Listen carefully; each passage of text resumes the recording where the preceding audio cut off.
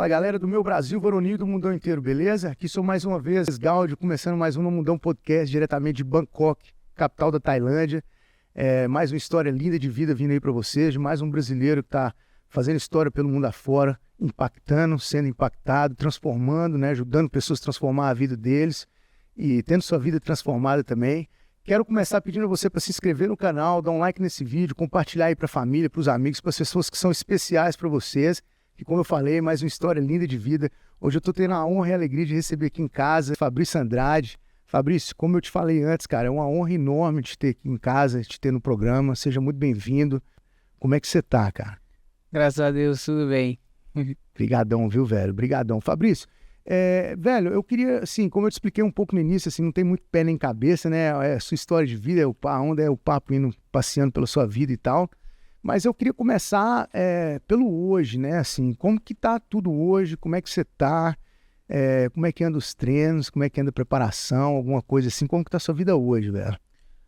Então, hoje eu tô voltando, né, de viagem, tava dando uma descansada aí, tava treinando bastante, aí aproveitei pra dar uma relaxada. Então fui pro Camboja, dei uma viajada e voltei ontem à noite aqui pra Bangkok e amanhã eu tô em Phuket, né, volto a treinar normal. Treinando amanhã de novo, já firme e forte. Você treina Tiger Muay Thai, né, cara? Até. Como é que é a rotina sua de treino lá? Como é que é isso tudo, quando você tá lá direto?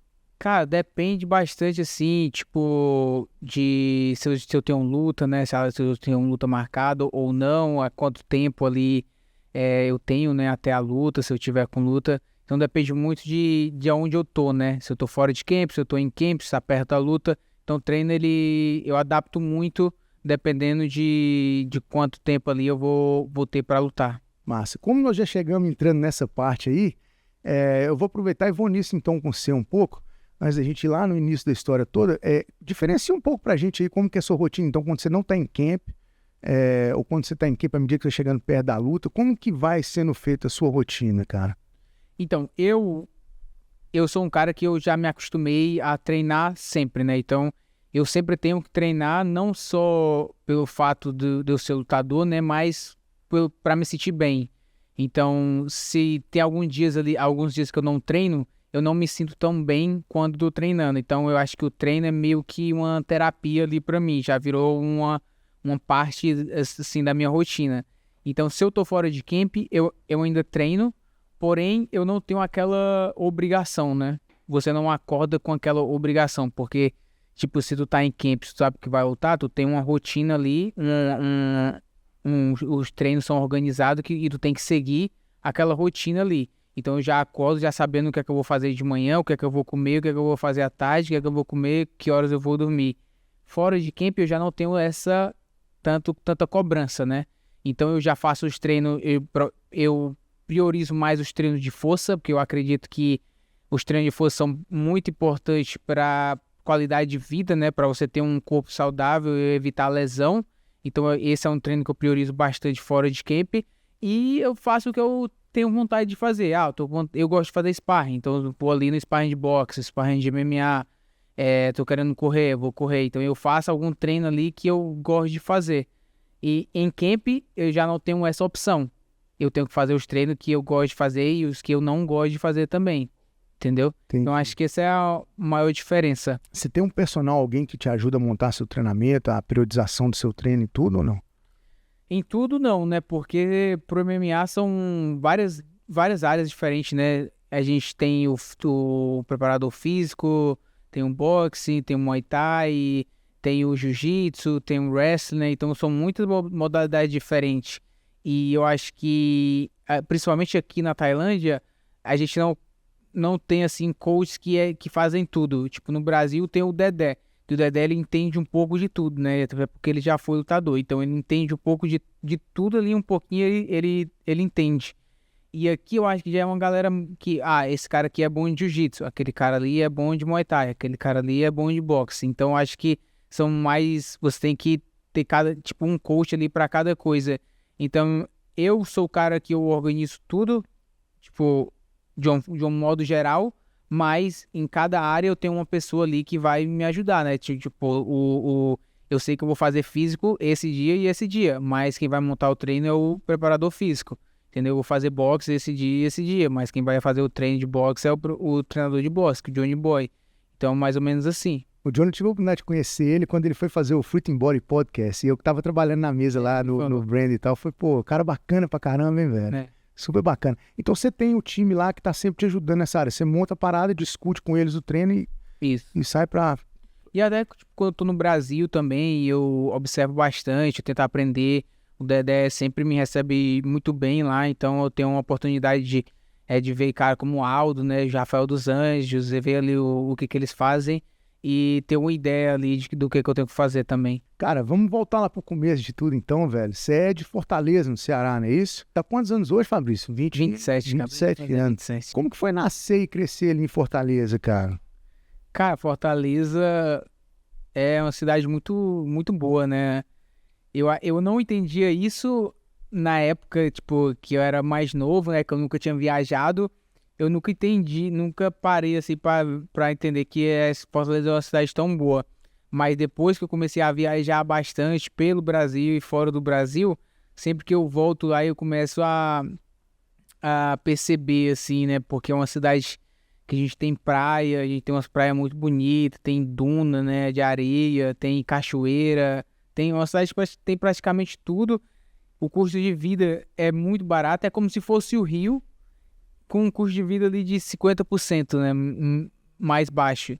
Então, e o Rio também é uma cidade muito top, né, só que é muito Sim. caro. Então, você bota o Rio sendo 50% mais barato, é praticamente Fortaleza. Claro, pô. E como é que foi crescer lá? É uma cidade violenta e tudo ou não? Assim, dentro do cenário nacional ali, aquela coisa que a gente tem no Brasil. Que eu sei que, por exemplo, Recife já é uma cidade muito violenta ali pra cima, né? Fortaleza é também ou não? Cara, eu acho que Fortaleza, se duvidar, é mais perigoso ainda. É mesmo? É. Mas é aquela coisa, é Brasil, né? Pra gente isso é meio que normal, né? É, a gente Eu tá acho que não acostumado. tem ali uma cidade ali, eu acho que fora o sul ali é mais seguro ali, mas fora isso, eu acho que qualquer cidade que você for no Brasil tem uns lados que você não pode ir, né? Que é Sempre perigoso. assim. E tem que estar sempre de olho, né? É, mas Fortaleza é do mesmo jeito. Eu, por exemplo, aonde eu cresci, onde eu morei, é periferia, né? Então, tipo, eu acostumado a, pô, tá jogando bola e de repente o cara chegava e atirava ali no maluco, o maluco caía lá e morria lá. Era assim? Era assim. É assim até hoje, Até né? hoje, Até né? hoje. A gente ainda tem a mesma casa lá que eu cresci, eu não quis vender, então tá lá a casa ainda. E hoje em dia ninguém mora mais. Minha mãe mora em outro bairro, meu pai também mora em outra cidade.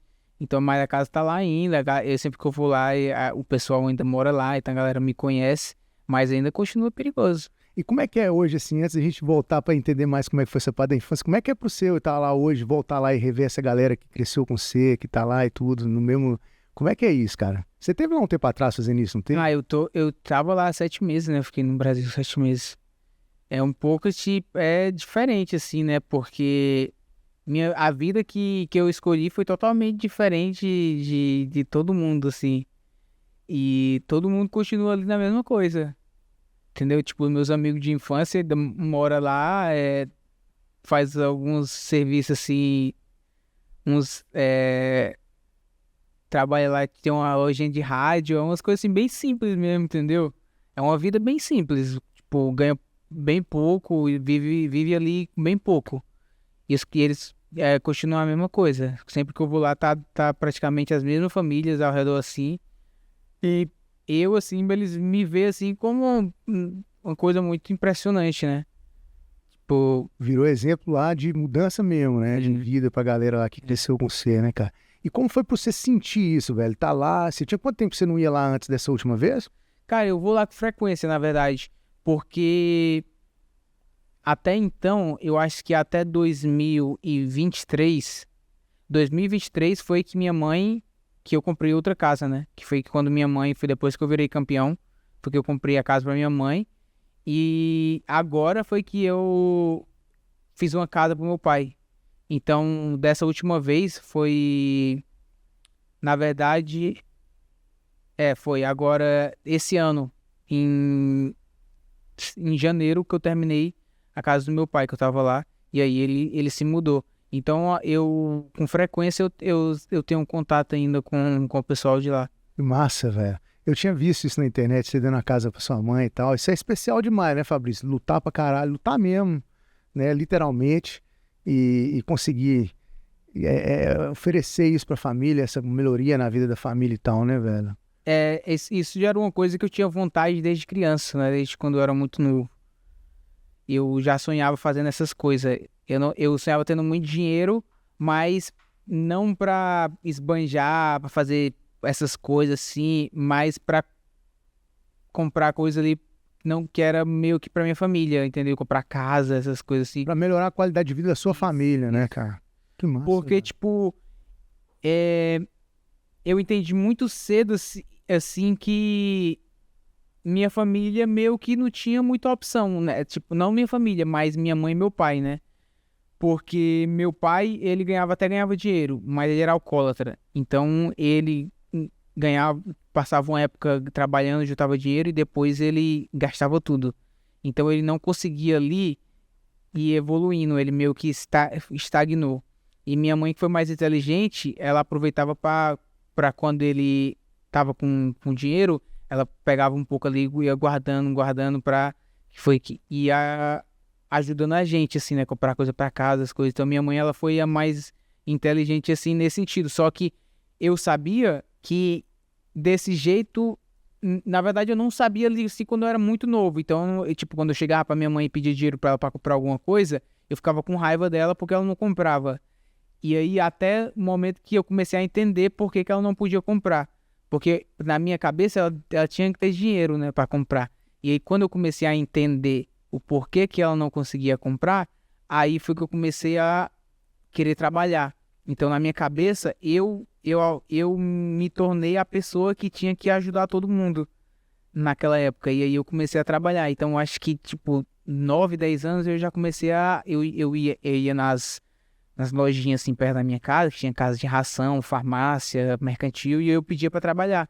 Só que ninguém queria, pô, era muito pequeno, né? Então ninguém queria que eu trabalhasse. E aí teve uma mulher que tinha uma casa de ração, que ela, às vezes ela tinha que sair, aí ela me deixava lá, e aí ela me dava R$ 2 assim por semana, 3, R$ 5 por semana, pra ficar ajudando, e eu já ficava feliz. Claro. Aí eu ia pra casa e eu dava, tipo, 3 pra minha mãe e ficava com 2. Porque pra mim eu já tava ajudando ali de alguma coisa. Daí foi que começou toda essa vontade que eu tinha. Eu não sabia que eu ia ser lutador, né? Mas eu tinha vontade de fazer alguma coisa que eu pudesse ganhar dinheiro. E aí, ideia da cidade foi isso. Eu fui fazendo muitas coisas, né? Eu tentei de tudo praticamente, esporte, trabalho. Eu tentava trabalhar, fazer qualquer tipo de coisa, mas eu queria alguma coisa que fosse fazer dinheiro, né? De verdade, que eu fosse ganhar, que eu pudesse, que eu tivesse a possibilidade de ganhar bastante dinheiro, porque os trabalhinhos ali de bico você não ganha dinheiro. Não. Mas aquilo ali era o que me ajudava no momento até eu saber o que eu ia fazer. Até o dia depois eu tentei ser jogador, né? Natação, foda, eu tentei tudo, e aí depois eu tentei a luta. E aí a luta foi aonde eu comecei a enxergar a possibilidade. Eu não era bom ali no começo, mas eu gostei. Eu gostava da ideia que eu ia aprender a lutar. Então eu continuei. Aí eu fui evoluindo e aí eu comecei a entender mais sobre o que era a luta, quanto eu podia ganhar, o que eu tinha que fazer. E aí foi a época que o UFC ficou bem forte no Brasil. Até foi a época que o Lineker lutava no UFC. E aí eu sabia que se eu chegasse lá, eu ia ganhar dinheiro. E aí começou a se tornar meu objetivo. Então já todo dia eu já acordava, eu treinava. Então desde o começo de que eu comecei a treinar ali com 13, 14 anos, até agora, tipo, minha vida foi tipo treinando ali o máximo que eu pudesse. Massa, cara. Eu vou até te interromper um pouquinho para voltar então nisso. O esporte, você falou que tentou de tudo antes da luta, né? Quando foi que o esporte entrou na sua vida? E ô, Fabrício, e aí, como eu te falei, a gente vai entrando numa pergunta atrás da outra, né? E não precisa ser assim, pá, mas aí o esporte entrou na sua vida quando? E como que você conseguiu ir diferenciando a galera que você falou que às vezes estava jogando bola na rua e viu um cara ali cair, tomou um tiro e morreu? Quando você conseguiu ir tendo essa condição de diferenciar aquele tipo de vida que você não queria para você, que estava tão perto de você ali, para a vida que hoje, né, que você já falou que desde cedo você queria ganhar dinheiro e transformar a realidade da sua família, da vida que vocês tinham lá. Você lembra disso? Eu lembro porque é até engraçado, não tão engraçado assim, mas eu tinha vários amigos assim, porque aonde eu morava tinha vários conjuntos que a gente chama de, até hoje, né, são quadra 1, quadra 2, quadra 3, quadra 4, quadra 5. Deixa eu te pedir só para baixar um pouco o microfone desse jeito assim, ó. Só para aqui. Essa aí, perfeito. Beleza? Vai lá. Então, então tem algumas quadras que uns apartamentos que foram feitos pela prefeitura há muitos anos atrás, que eles fizeram e deram para as pessoas. Uma parada assim, e aí eles fizeram essas quadras. Só que isso se tornou muito perigoso. Porque como você dá, né, você não sabe para quem você tá dando ali. Então se tornou bastante perigoso. E tinha bastante gente que vendia droga, que usava também nessas quadras, né? Mas também tinha bastante gente comum, normal, vivendo suas vidas ali. E eu tinha bastante amigo que morava lá. E aí da maneira que eu fui crescendo ali, nessa época eu já treinava, que eu tinha aí uns 13, 14 anos, eu andava com esses caras que a gente ficava ali na esquina, meio que sem fazer nada ali, conversando e tal. E alguns dessas pessoas que ficavam lá com a gente, que já era mais velho, eles vendiam droga. E a gente sabia disso, então era tipo normal. E aí, meu pai, ele trabalhava vendendo relógio, né, na feira, uma feira que a gente tinha no centro da cidade. E nessa feira eles vendiam várias coisas. E aí eu sabia que meu pai, às vezes, ele comprava o ouro, vendia o ouro, e aí eles têm que pesar ali para saber. Então eu sabia que lá eles vendiam balança de precisão. E aí um dia, um desses caras que vendia droga, que estava lá com a gente, ele falou que estava precisando de balança de precisão. E aí na minha mente eu sabia onde conseguia, e aí eu já falei para ele que eu sabia. E aí eu comecei a vender balança de precisão para ele. Então eu ia com meu pai, eu comprava a balança que, por exemplo, ia ser 30, 40 reais, e aí eu ia deixar para ele lá na boca, né? E aí ele me dava 150. Você estava com quantos anos nessa época? Uns 13 para 14 anos, essa época eu já treinava, provavelmente uns 14 anos. E aí era um dinheiro bom, né? Tipo, ganhava tipo 100 reais ali de bobeira. E aí eu comecei a fazer isso, e aí é um dinheiro assim que é fácil, né? Então você fica, eu queria vender mais. Então toda hora que ele precisasse ali, eu tava ali à disposição. E eu parei de andar com essa galera por causa da luta, entendeu? Porque nessa época que eu comecei ali a treinar, que eu fazia essas coisas ali, eu andava bastante com eles ali. E não todos, mas a maioria desses meus amigos aí, alguns morreram, outros viraram traficante, entendeu? Então foi uma galera ali que tava meio que caminhando ali para um lado ruim.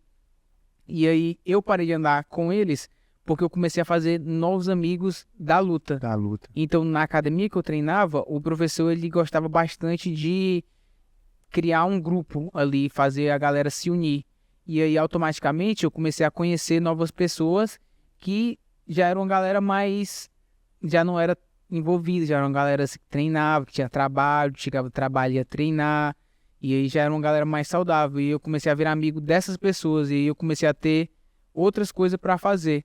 Então eu acho que foi nesse período aí que eu tive essa mudança, né? De estar indo ali pro caminho ruim para ir para um caminho bom.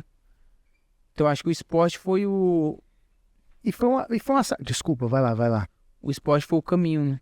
E foi uma sacada que você teve sozinho ou alguém chegava e tipo, Fabrício, pô, isso aí não tá, vai te levar num lugar legal e tal. Ou você teve essa sacada? Eu sabia, né? Na verdade, acho que na real todo mundo sabe, né? Sim. Porque, tipo, a gente via a galera morrendo. A galera que morria ali era envolvido, entendeu? Ninguém chega pra dar 5, 10 tiros na tua cara ali porque tu tá fazendo nada. Sim. Entendeu? Então a galera era envolvida. Às vezes o cara ia lá, matava alguém de não sei aonde, depois o cara vinha e te matava. Que era essas guerras de gangue, né? Que virou facção hoje em dia. Sim. Mas todo mundo ali sabia, né? Que, tipo, é o caminho errado. Mas é aquela coisa, é o dinheiro fácil, né? Que, tipo, começa te dá aquela vontade, né? Claro, e você vai crescendo com uma série de sonhos, e vê aquela que eu quero ter um tênis tal, eu quero ter um carro tal, eu quero ter isso, quero ter aquilo, e o dinheiro fácil rolando. É difícil também a pessoa, já que também cresceu dentro daquela realidade, né, não acabar entrando naquela realidade também, fazendo parte dela, cara. Mas bonito ver essa sacada já tão novo, porque para um menino de 13, 14 anos conseguir identificar isso e ter essa, né, mudança. E quando que você começou a ver que a luta, então, seria essa saída dessa realidade para você, Fabrício? Então, eu acho que foi nessa época que o UFC começou a ficar grande ali, que assinou aquele acordo com a Globo, né, que começou a passar na Globo. Eu acho que foi o momento que eu comecei a ver que a luta era grande, entendeu? Que a galera começou a conhecer. Então, eu sabia que se eu chegasse ao ponto de lutar na Globo, eu ia ganhar dinheiro, entendeu? Então, eu tinha que ser bom o suficiente para chegar lá. Então foi esse desejo que fez com que você treinasse pra caralho e ainda treinar pra caralho pra chegar onde você chegou hoje, cara? Isso. E eu sabia que eu tinha qualidade, né? E tipo ali, eu acho que os primeiros ali, 5, 6 meses ali de treino eu era muito descoordenado, eu não tinha coordenação motora. Mas depois que eu comecei ali a pegar a coordenação, eu comecei a receber muito elogio. Tipo, que eu tava tendo uma evolução muito rápida. Então, tipo, eu ia fazer sparring e a gente tem aquela graduação no Brasil, né? No Brasil a gente tem a graduação que a gente usa o ASCO, né? Então eu ia fazer sparring ali com um cara que já tinha uma cor maior do que a minha, e aí eu fazia bem, então eu sou bom, que eu sou menos que o cara e tô batendo nele. Claro. Então eu comecei a ver que eu tava evoluindo, e aí o professor começou a elogiar, eu comecei a ver, se eu continuar pode ser que dê certo. E eu lembro que tinha um amigo meu, que na verdade esse foi o cara que me levou para treinar, que ele já treinava há bastante tempo, e ele fez o convite. Qual que é o nome Primeira dele? vez é Itamar, que é lá de Fortaleza também. Sim. E ele fez o convite para mim ir treinar, e ele já lutava. E aí eu fui assistir ele lutar uma vez.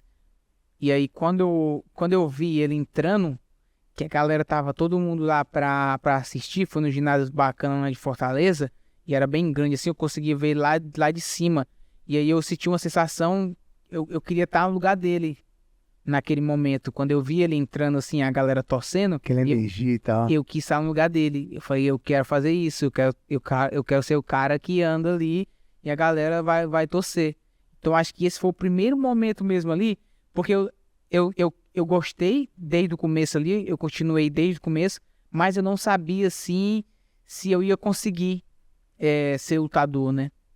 E aí, nesse dia que eu vi ele lutando, foi que eu falei, agora eu vou treinar mais ainda pra mim conseguir lutar.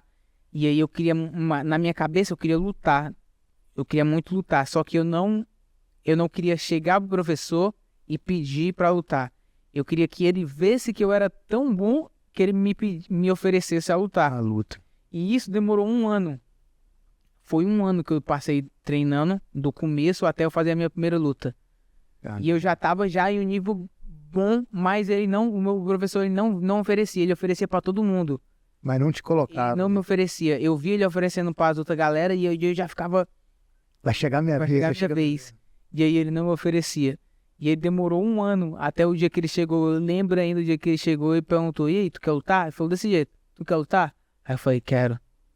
Aí eu falei, eu tava esperando já muito tempo. E aí, foi aí que eu fui fazer a minha primeira luta. Caralho, que massa, velho. Que você conseguiu dormir essa noite aí que ele te fez essa pergunta, não? Pô, agora eu não lembro. Que massa, velho. Ô, Fabrício, e aí eu esqueci de perguntar, e qual arte marcial era essa daí onde você Muay começou, Thai. cara? Muay Thai, Muay Thai. de cara. E aí, um ano começando a treinar, você fez sua primeira luta. A gente pode falar profissional já e tal? Amador. E no cartel aí, foram quantas lutas até você entender que dava pra ser profissional disso, Fabrício? Depois da minha primeira luta de amador, eu já sabia. Eu já sabia se era um torneio, né? Eu acho que eu tive que fazer 2 ou 3 lutas em um dia. E aí eu ganhei todo mundo. E eu acho que eu nocauteei um cara e os outros foram nos pontos. Mas depois disso eu já falei, agora eu vou ser lutador. Eu já sabia já. Desde esse dia eu já sabia. Que massa, velho. Fabrício, e pra você descobrir, então, aí, os passos que você teria que dar, além de treinar, porque eu imagino que, ok, treinar é a parte fundamental da parada. Você tem que fazer sua parte, né? Para que a coisa aconteça para você. E aí treinar é o mínimo que você pode fazer, né? Que você tem que dar, apesar de ser a parte mais difícil, eu imagino também, treinar pra caralho, pra caralho, pra caralho. Mas pra você entender os outros passos que você teria que dar para o profissionalismo, e aí sim ganhar grana e tal. Eu digo em termos de mercado mesmo, de lugar, não sei se onde você estava treinando ia te ofertar isso ou não, mas pra você entender, daqui eu preciso ir para ali, para de lá e para lá, e chegar ao ponto de ser profissional da luta. Como que isso chegou para você, cara?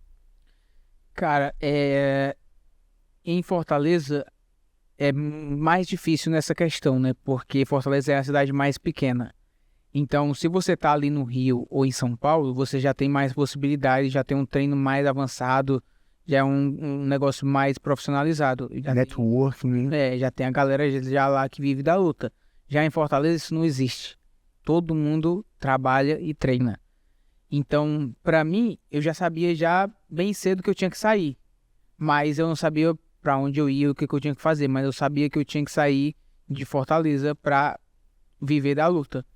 Então, eu acho que foi só uma questão de a oportunidade aparecer pra mim, mas eu sabia que eu tinha que sair de Fortaleza. Como é que você buscou essa oportunidade? Foi alguém que você conheceu, que você falou, cara, eu quero mudar daqui? Você já conhecia alguém que tinha saído de Fortaleza na luta e tinha voltado e você escutava a história dessa pessoa para falar, cara, mas se você for ali e tal, como, por exemplo, muita gente do Brasil que luta Muay Thai, sabe que Tailândia é o berço do Muay Thai. Então tem muita gente que quer vir para cá desde que começa a treinar e ver que é a parada mesmo, porque sabe que é o caminho que tem que fazer para evoluir mais também, né? E tá mais dentro da luta. Você tinha esse contato com alguém que você já tinha visto sair de lá e voltado para te contar? Alguém que chegou para você e te deu essa dica? Como que foi isso? A primeira pessoa que eu tive a oportunidade foi o Hermes França, né? Que ele é ex-UFC. E aí ele é de Fortaleza, mas ele saiu de Fortaleza, foi para os Estados Unidos, mas aí depois ele voltou para Fortaleza. Então ele foi a primeira pessoa que eu tive ali a oportunidade de conhecer que já tinha uma experiência. E ele, na época que ele voltou, que ele saiu do UFC, que ele voltou para Fortaleza, ele ainda tinha um nome bem forte. Então ele ainda ele lutava em eventos na Rússia, lutava em eventos na China, então ele conhecia bastante gente. E aí, na época ele foi lutar na China, nessa época eu treinava com ele, eu comecei a treinar com ele MMA. E aí ele foi lutar na China, e aí ele conhece o cara que levou ele para lutar na China, ele meio que falou de mim, falou que, pô, ele sabia que na China o kickbox era forte, eu lutava bastante kickbox, e aí ele falou de mim para esse cara. E aí eu adicionei o cara no Facebook e a gente ficou mantendo contato e conversando, né? Eu queria ter a oportunidade de lutar lá pra ficar, né? Tipo, o Hermes, ele foi lutar e voltou pro Brasil. Então eu falei com ele, ó, se tiver oportunidade pra mim ir, eu vou e fico aí lutando. Esse cara é brasileiro? Não, esse era americano. Você falava inglês já nessa época e tal? No inglês, eu falava pelo tradutor, né? Falava com ele pelo tradutor. E aí, eu cansei de esperar, né? Fiquei esperando. Isso foi, tipo, passou um ano, por exemplo, 1 ano, 2 anos. E aí, na época, eu tava numa situação bastante ruim, tipo, de grana. E aí já tinha começado a dar aula. Acho que nessa época eu tinha 18 anos. Eu já dava aula pra tentar ter um sustento ali. Mas eu não conseguia, eu sobrevivi ali, bem difícil. Nós estamos falando de 5 anos de carreira, então, né? Você começou aos 13, 18, 5 anos de carreira, já dando aula e tal. Já dava aula, comecei a dar aula com 16. Até porque eu não tinha outra. Eu até tentei, na época tinha um jovem aprendiz, né, no Brasil. Eu ia para várias entrevistas de emprego e ninguém nunca me contratava, cara. Foi incrível isso. Eu tentava ali, ninguém me contratava. Porque na época era tipo R$ 400 por mês, vale transporte, vale alimentação. Então, pra mim, eu queria aquilo ali, mas ninguém me dava. Já ia ajudar pra caralho, né? Isso. Só que eu não consegui. E aí eu falei, tenho que dar aula. Aí eu comecei a dar aula. Pagava umas academiazinhas pequenas e começava a dar aula. Só que eu não ganhava dinheiro. E aí eu tinha comprado um carro financiado. Meu pai, na época, ele me deu uma moto que ele tinha, uma moto pequena. Meu pai, ele comprava moto, mas ele não sabia andar de moto. Mas ele comprava por alguma razão, para ter um Benz assim. Sim. Aí ele me deu, e aí eu vendi a moto e dei um lance pra comprar um carro pra me fazer Uber, né? Já pensando ali em ganhar um pouco mais. E aí aconteceu que eu bati esse carro depois que eu comprei. Eita. E aí eu bati o carro era financiado, então eu tinha que pagar todo mês. Eu não tinha dinheiro, eu tava totalmente endividado. Não tinha um carro mais? Não, bati e eu tava errado ainda. Então eu bati em um carro e umas motos ainda, foi um acidente louco, só que eu tava totalmente errado. E aí eu tive que pagar o conserto do carro, do outro carro que eu bati, e aí tinha que pagar também o do meu carro. E aí na época eu pedi o cartão da minha mãe, quando eu tinha dinheiro, então eu paguei o conserto do carro do cara no cartão da minha mãe, e o meu ali eu fui aí devagarzinho ali, ajeitando uma coisa ou outra, até eu conseguir terminar o carro. Quando eu consegui terminar, aí eu vendi, que eu já estava totalmente endividado, tinha que pagar o cartão da minha mãe. Eu vendi, paguei o cartão da minha mãe, paguei todas as contas, e aí eu fiquei, na época, assim, sobrando uns R$ 2.800. E aí, nessa época, eu achei uma passagem para a China por R$ 2.400. O valor exato, O praticamente. valor exato. E aí foi quando eu mandei mensagem para esse cara e falei, se tu quiser, eu vou pra China agora, se tiver luta aí. Aí ele falou, vem pra cá que a gente consegue luta aqui, uma luta por mês. Aí eu falei, quanto é que eu vou ganhar? Ele falou, uma média de $1.000 por luta. Aí eu comprei minha passagem, falei, pô, $1.000? Tá louco, eu comprei minha passagem e fui. E como é que foi chegar na China sem falar inglês, sem conhecer ninguém, só tendo contato com esse cara aí? Você lembra das sensações e tudo? Cara, Insegurança? Não, como é que era isso pra você na sua cabeça? Assim que eu saí assim, de Fortaleza, eu senti um sentimento assim de despedida assim, né, da minha família, porque eu tava indo, eu tinha uma passagem de volta para 4 meses, mas a minha intenção era não voltar Né? até eu tivesse ali um dinheiro. Eu não queria voltar pro Brasil mais quebrado do que eu tinha saído. E aí, assim que eu saí, eu tive esse sentimento assim meio ruim, mas depois assim eu já tava determinado. Eu tinha uma determinação assim muito grande. E aí quando eu cheguei, pra mim era tudo alegria, porque eu tava em um lugar, em outro país, tava conhecendo outra cultura. Então daí eu tipo, já tava determinado, entendeu? Nada ia segurar mais, né? Foi difícil pra caramba, né, a China, assim, porque eu não falava inglês. Eu fui morar numa cidade que era no interiorzinho, assim, então não tinha ninguém, eu não tinha amigo, e eu morava na academia, então eu lembro que eu cheguei na academia, assim, e aí eu fui pro quarto, aí era uma academia que tinha vários quartos, morava vários chinês e tinha alguns gringos. E aí eu fiquei num quarto com mais 3 iranianos. E aí era 4 camas, então ficava eu e os 3 iranianos nesse quarto. Só que, tipo, a gente não conseguia conversar. Eles conversavam entre si e eu meio que ficava boiando ali, porque eu não falava nada. Sim. E, Se sentia só, Fabrício? cara, eu... Ou treinava pra caralho e não dava tempo de bater essa solidão? Então, eu acho que eu negava mesmo o meu sentimento, essa é a real, entendeu? Eu não me dava possibilidade de sentir nada, entendeu? Eu tava determinado ali, eu tinha um objetivo e eu não me dava a oportunidade de sentir sentimento, eu tinha que continuar. Não importasse o que acontecesse, eu tinha que continuar, porque eu tinha um objetivo ali.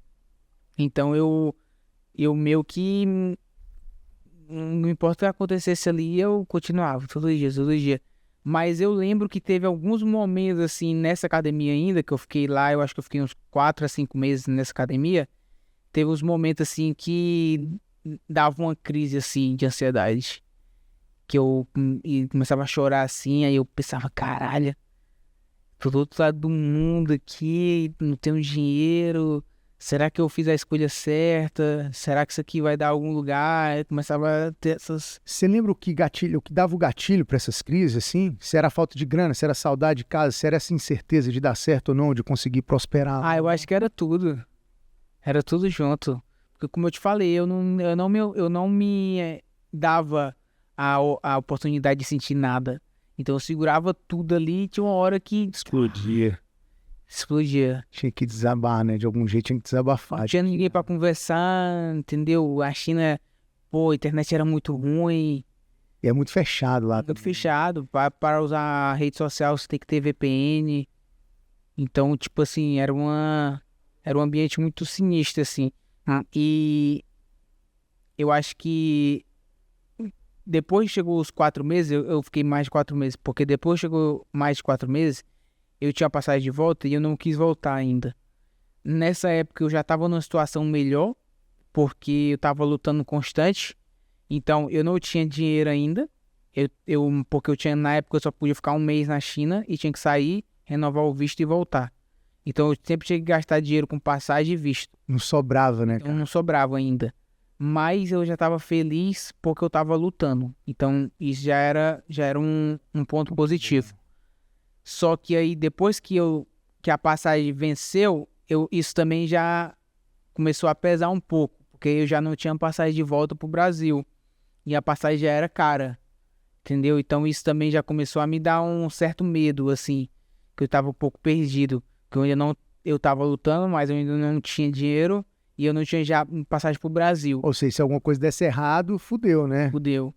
E aí eu fui, justamente foi o que aconteceu, porque eu fui do ponto mais alto dessa época pro ponto mais baixo, que foi na época que eu lutei no Conan, que eu ganhei com um nocaute na cabeça, que até o Felipe tava no meu corner Tava nesse no corner. dia, que eu dei um nocautão no cara, e aí eu não sabia, até então não perguntava quanto eu ia ganhar. E aí, depois dessa luta, ele falou que eu ganhei $1.200, porque foi meu nocautão e tal, e foi, até então ele tava me pagando 300, 500. Então, 300, 500, desculpa te interromper, daqueles $1.000 por luta que ele falou que te pagava? Isso. Filha da puta, hein, cara? Desses $1.000, ele tava me pagando ele 300, 500. E aí, depois dessa luta, que era como era o maior evento de kickbox da época, né? Então era um evento já grande. E aí ele falou que eu ia ganhar 1.200. E aí, assim que eu lutei, eu tinha que sair pra renovar meu visto. Aí ele me deu $600 e ele falou, quando tu voltar, e a gente ia mudar de cidade, ia dessa cidade pra Zhuhai. Quando tu voltar pra Zhuhai, eu te dou os outros 600. Aí eu falei, beleza. Aí eu fui pra Hong Kong renovar meu visto. Foi a época que eu conheci o Caporal, que tinha academia em Hong Kong. Aí fui lá conhecer ele, conversei. E aí, nesses dias que eu tava fazendo meu visto, ele me mandou mensagem falando que eu tinha uma luta daqui a 2 semanas. E aí, essa foi a primeira vez que eu falei o quê? Eu vou perguntar agora quanto é que eu vou ganhar. Porque eu não tava perguntando. E aí eu perguntei a ele, quanto é que eu vou ganhar? E ele falou 600. Aí eu falei, não vou lutar não. Eu acabei de ganhar 1.200. Você nem pagou ainda. E a gente tinha combinado que eu ia ganhar 1.000 por luta. Então eu acho que agora minha bolsa tem que subir. Não pode descer. E aí ele falou, de boa. Se tu não quiser lutar, eu boto outro cara aqui pra lutar. Aí eu falei, de boa, não vou lutar não. Aí eu voltei pra Zhuhai. Ele esperou eu voltar pra Zhuhai, que ele foi esperto. Quando eu cheguei em Zhuhai, aí ele me mandou uma mensagem de novo. Ele falou, se tu não lutar, tu vai ter que ir embora da minha academia. Ele mandou essa mensagem pra mim. Caralho, Zé. Aí eu sempre fui muito orgulhoso, né? Então quando ele falou isso, eu já me senti meio que humilhado ali. E eu falei que vou embora. Aí eu mandei mensagem pra ele, me paga aí meus $600, que tá faltando, e eu vou embora. Eu falei pra ele. Aí ele falou, eu não vou mais te pagar dinheiro nenhum e tu tem que sair da academia hoje. Cara, Aí eu falei, cara, agora fodeu. Desses $600 que eu tinha gastado 400 pra fazer o visto, então eu voltei só tinha 200. 200 não como passagem pro Brasil. porra. Aí eu falei, cara, o que eu vou fazer agora? Eu fiquei pensando. Aí, dessa época, eu aluguei um hostel, porque eu não queria ficar lá, que eu sou orgulhoso. Aí eu aluguei um hostel, que era bem baratinho, o mais barato que eu achei. E aí, eu fui da onde eu tava, que eu tinha chegado, fui pro esse hostel e fiquei lá pensando o que é que eu ia fazer. Fabrício, abaixa de novo isso, só pra essa parte aqui. Não, mas tá de boa, só abaixando assim, que aí fica mais na direção, né? Aí. Então, aí eu cheguei nesse hostel e eu aluguei por 3 dias e eu falei, em 3 dias eu vou ter que decidir o que é que eu vou fazer. E contando os dólares descendo, baixando. Não, eu aluguei, cara, era muito barato, assim, não tem ideia o hostel que eu aluguei, assim, na China. Era tipo $1 por dia. Tipo, uma coisa muito barata, assim, era várias camas, assim, grandão. E aí eu cheguei lá, com as minhas malas assim, aí deitei na cama e fiquei pensando o que é que eu ia fazer. Mas eu tinha acabado de conhecer o caporal que tinha a academia em Hong Kong. E aí eu olhei na internet que de Zhuhai para Hong Kong dava para ir de barco. E era barato. Aí eu mandei mensagem pro caporal. E o caporal, ele conhecia esse cara. E ele sabia que o cara era um pouco difícil de lidar, né? Então eu expliquei para ele tudo que tinha acontecido. E aí ele falou para mim. Ele falou... Cara, a minha casa é pequena aqui, então eu não consigo te receber na minha casa, mas tem a academia, tu pode dormir na academia e passar fome aqui você não vai. Aí eu falei, é só isso que eu preciso ouvir. Porque naquele momento, até aquele momento, a única coisa que eu não queria era voltar pro Brasil. Era a única coisa que eu não queria. Porque, como eu falei, eu saí determinado a atingir um objetivo, e ali eu não tinha atingido ainda. Então, por mais que tivesse... Tipo, eu fui ali do nocaute que todo mundo viu, que viralizou, que foi tipo o melhor momento da minha carreira até então, pro ponto mais baixo e foi, pô, irmão, pra onde é que eu vou? Sim. Entendeu? Então foi tipo assim, foi uma onda assim muito louca. Na hora que era pra dar um up mesmo, pau quebrar, crescer mais, o cara vai e solta uma dessa, né? E o pior ainda foi que depois disso ele ainda me bloqueou de lutar ainda na China, porque ele era um manager forte lá na época. É mesmo, cara? Então depois disso eu não consegui mais luta. Eu não conseguia lutar. Então eu tive que ficar em Hong Kong dando aula, ajudando, fazendo o que fosse ali para ganhar dinheiro. Porque eu não conseguia lutar. E aí até o caporal conversar com esse cara, ter ali uma conversa e a gente entrar em acordo, demorou tipo 6 meses. Caralho. Então eu fiquei esses 6 meses sem lutar e aí depois de 6 meses eu voltei a lutar na China. Como é que foi esse retorno, assim, você vê essa... Você vislumbrar essa possibilidade, beleza, agora eu posso lutar de novo, posso recomeçar de alguma forma, né, e até ir chegando ao ponto de se sentir bem de novo e livre desse camarada e dessa parte da história da China, cara. A minha história com a China ainda foi muito longa ainda depois disso ainda, né? É mesmo? Foi muito longa, tipo, depois disso ainda que eu voltei a lutar ali, que eu tava em Hong Kong, tipo, eu fiquei 6 meses lá sem lutar. Aí depois eu fiquei mais 6 meses em Hong Kong lutando. Então, eu ia pra China, lutava, voltava. E às vezes eu vinha pra Tailândia, eu comecei a vir pra Tailândia já dessa época. Eu vinha, ficava treinando 3 semanas aqui, ia pra China e lutava. Porque essa academia de Hong Kong é uma academia de jiu-jitsu. Então não tinha parte de trocação. Então às vezes eu vinha pra Tailândia porque eu tava lutando kickbox. E aí eu lutava na China e voltava pra Hong Kong. Até fechar o ano, que eu comecei a fazer uma grana ali, então eu juntei uma grana das lutas, que eu não gastava com nada em Hong Kong, eu não gastava com nada, eu comia miojo praticamente todo dia para não gastar dinheiro, porque eu fiquei muito traumatizado nessa situação que eu tive de ser expulso da academia e não ter dinheiro. Então eu tinha vontade já de vir para Tailândia, mas eu precisava de uma segurança, então eu passei uma época juntando dinheiro, depois que eu consegui juntar, aí eu fui lá e agradeci o caporal, né, pelo ele me salvou ali, né, porque eu mais precisava. E aí foi que eu vim pra Tailândia. Essa ponte da Tailândia, da China pra Tailândia, que você vinha aqui fazer os treinos e tal, foi através da academia dele que você conheceu gente daqui da Tailândia, que você vinha pra treinar? E você já treinava nessa época na Tiger? Como é que era? Eu conheci nessa época da China, nesses 5 meses que eu fiquei lá na China, 5, 6 meses, eu conheci um cara, ele foi ficar um mês, né, nessa academia. Ele não ficou um mês, não aguentou. Ele ficou tipo 2 semanas e foi embora. Mas ele treinava na Tiger. Ele era patrocinado pela Tiger. Brasileiro também? Não, americano. Então nessa época ele era patrocinado pela Tiger, morava na Tailândia. Joe Ray, o nome dele. E aí ele foi para essa academia na China, a convite desse manager, para dar aula por um mês. E aí nesse período que ele estava lá, a gente se conheceu. Só que ele não aguentou ficar o mês todo porque ele falou que era muito ruim e aí ele voltou para a Tailândia. Só que aí eu fiquei com contato dele. E aí, quando eu fui para a Tailândia, eu mandei mensagem para ele. Ele conversou com o pessoal da Tiger e conseguiu para me treinar de graça. Então foi assim que eu fui para a Tiger. Que massa, velho. E assim que você chegou na Tiger, a galera já abriu as portas para você direto ou você teve que ir cavando, Cara, né, um buraco? Na verdade, quando eu fui a primeira vez para a Tiger, eu não tinha intenção de ficar. Eu queria conhecer. Então, só ter o treino de graça ali, eu já estava feliz. Só que quando você chega na Tailândia, você já tem, principalmente vindo da China, Muda tudo, né? é um choque, porra, caramba, quer ficar aqui. Então já tive aquele sentimento desde o começo, assim, que eu queria morar na Tailândia. Mas eu não senti que era a hora certa. Então eu conhecia a galera, mas eu não tinha intenção de ficar. E depois disso, eu ainda fui mais uma vez.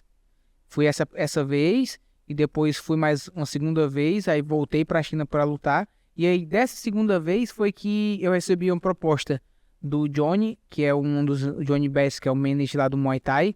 Ele chegou pra mim e ele falou que ele viu minhas lutas na China, e ele falou que se eu ficasse na Tiger, eles iam tentar me dar casa, o patrocínio da Tiger, que é casa, comida e treino, né? Que massa, velho.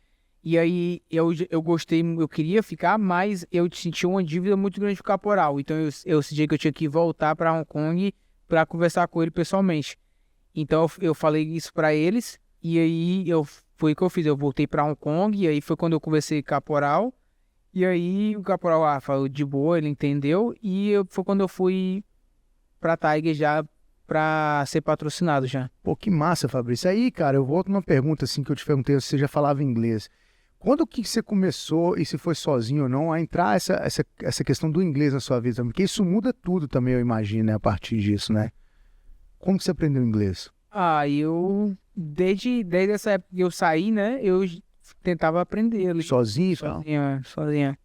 Ou seja, muita determinação mesmo, né? Por isso que eu tô te perguntando isso, assim, porque eu já imaginava que era sozinho, e eu fico pensando assim, você tem que estar muito determinado pra... Você falou que esse cara não aguentou ficar um mês, eu imagino que a maioria não aguenta, né?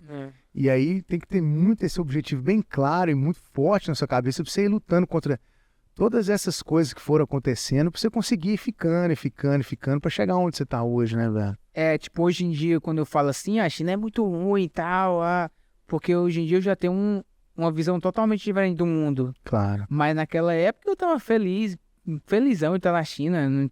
A galera, a China é ruim, pra mim era maravilha.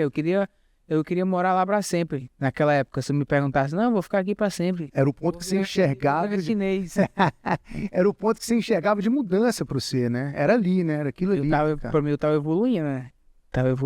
E tava, né, velho? E tava, né, cara? É a questão da Tiger pro você, então, quando de fato você veio pra Tailândia e tudo. Como que sua chegada na Tailândia foi mudando a sua vida, profissionalmente mesmo e pessoalmente, assim, em termos de oportunidade e tudo, cara?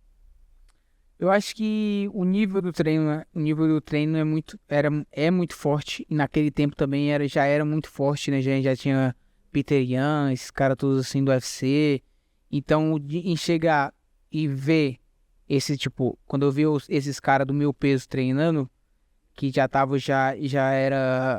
tinha um nome muito grande, já vivia da luta, já ganhava uma grana boa. Então, pra mim, eu falei, aqui é o lugar pra mim ficar. Porque se eu treino com esses caras e eu treino bem, significa que eu vou conseguir chegar lá. Porque até então eu ainda não sabia, entendeu?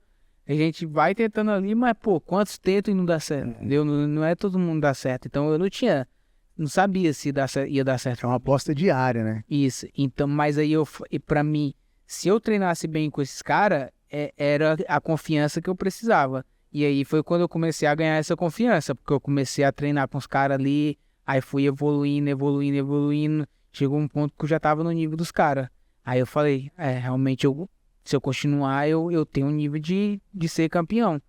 E aí a Tiger foi essa parte pra mim, de dar aquele resto daquela confiança que eu precisava e o treino que eu precisava, né? O nível de treino que eu precisava. Que o nível de treino aqui é muito forte, né? O material humano é forte e a carga de treino também é muito forte. Então aqui foi quando eu tive o toque final aí de me tornar um atleta profissional mesmo, foi aqui na Tailândia. Que massa, cara. Eu fico imaginando a cabeça do Fabrício novinho lá no Brasil, imaginando essa determinação que você falou.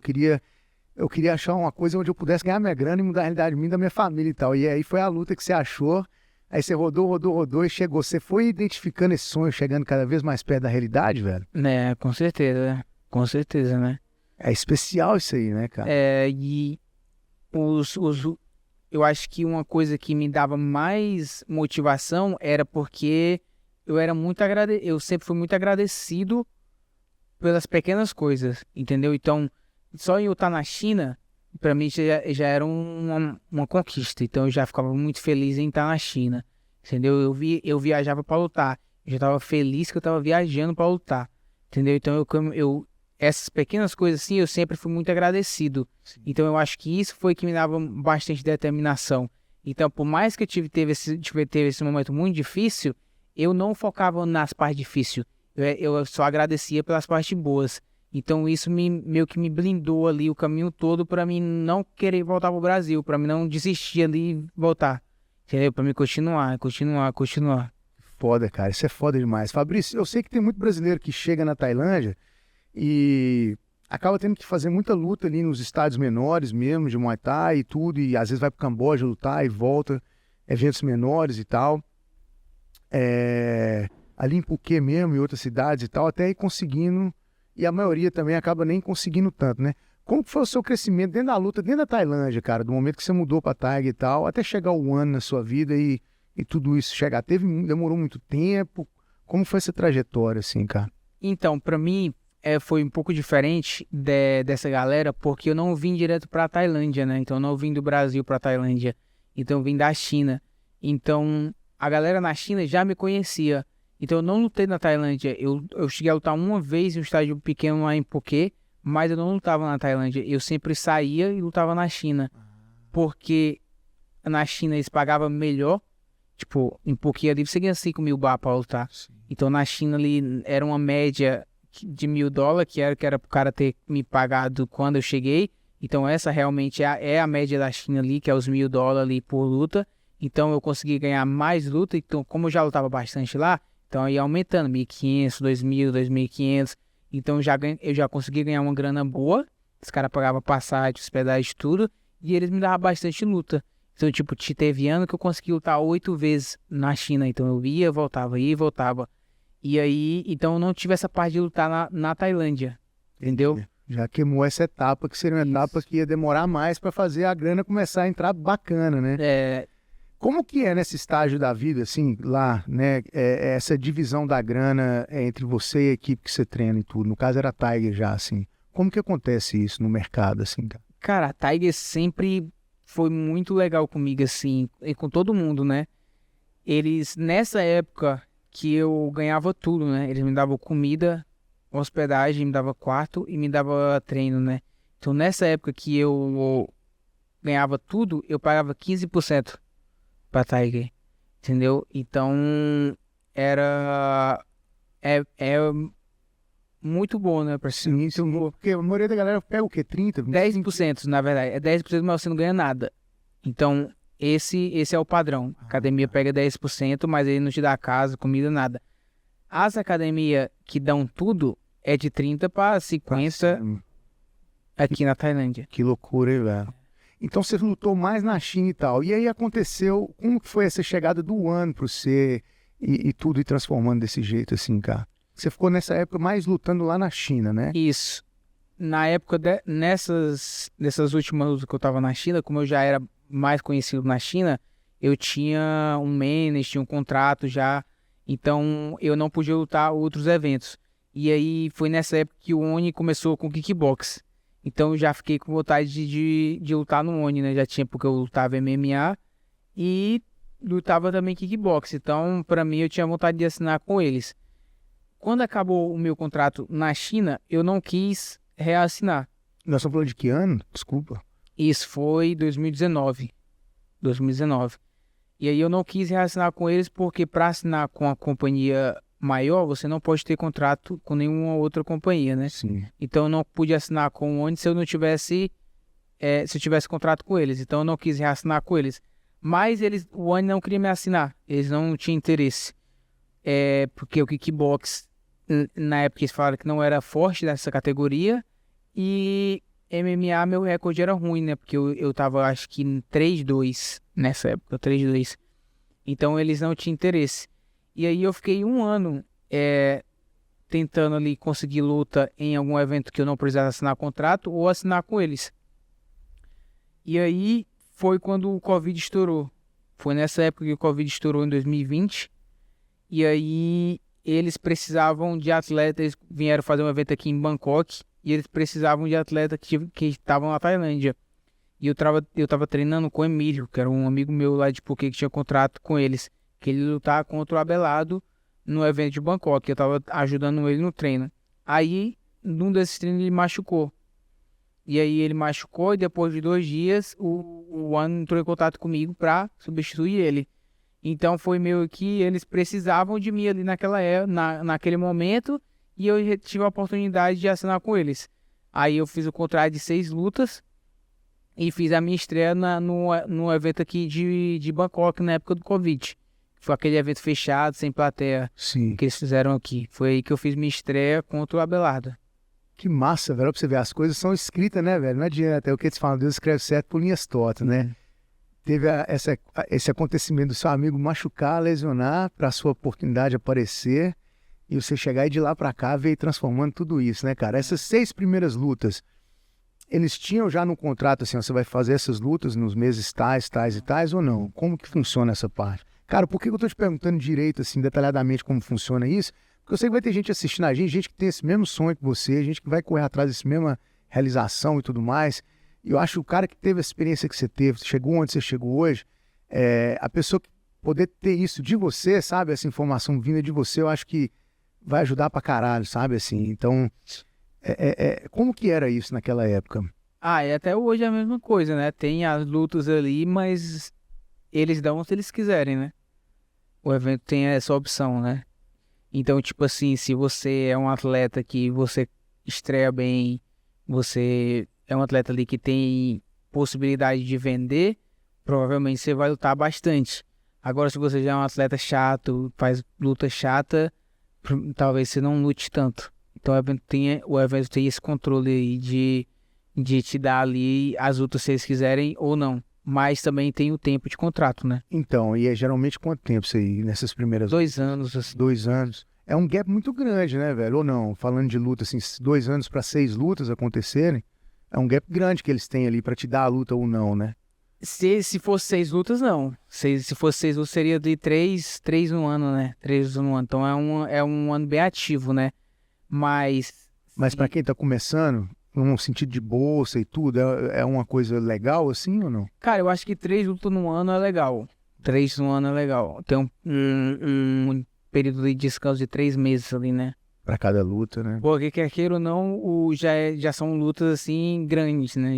Já é luta mais difícil. Porque o evento já tem um nível maior, né? Se é um evento pequeno, não. É um evento tipo na China, como eu falei, teve anos que eu lutei 8 vezes, então já era mais simples, né?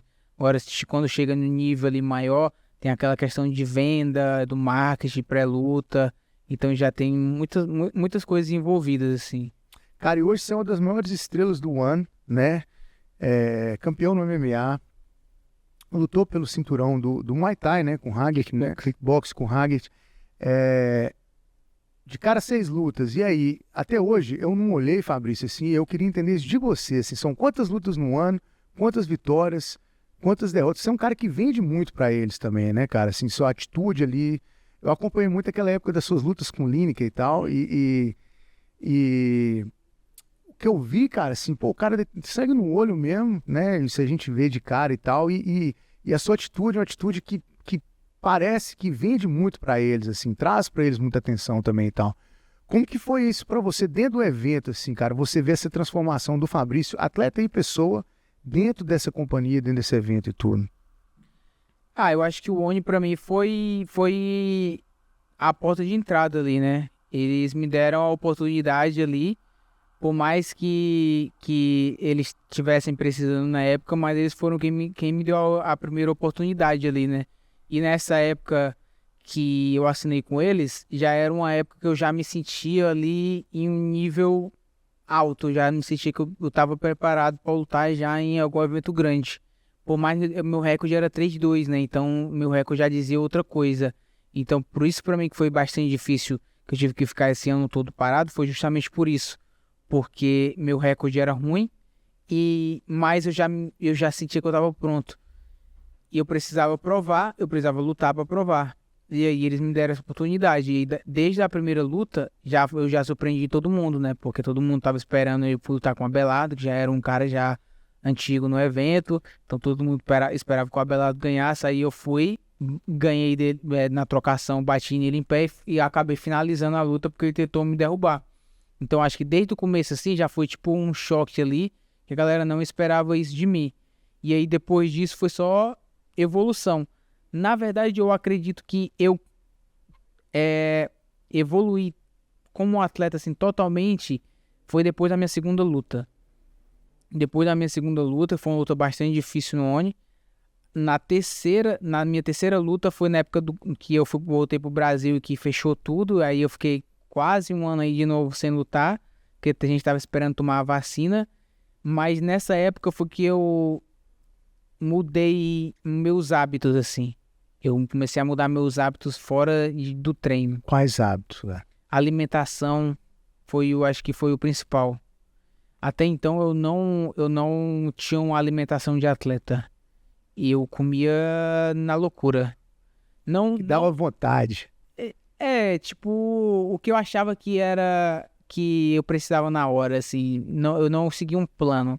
Não porque eu não tinha nutricionista, que eu sempre tive a oportunidade de trabalhar com nutricionista. É porque eu sempre quis mesmo seguir do meu jeito ali. Entendi. Então eu comia muita besteira, eu era muito viciado em açúcar.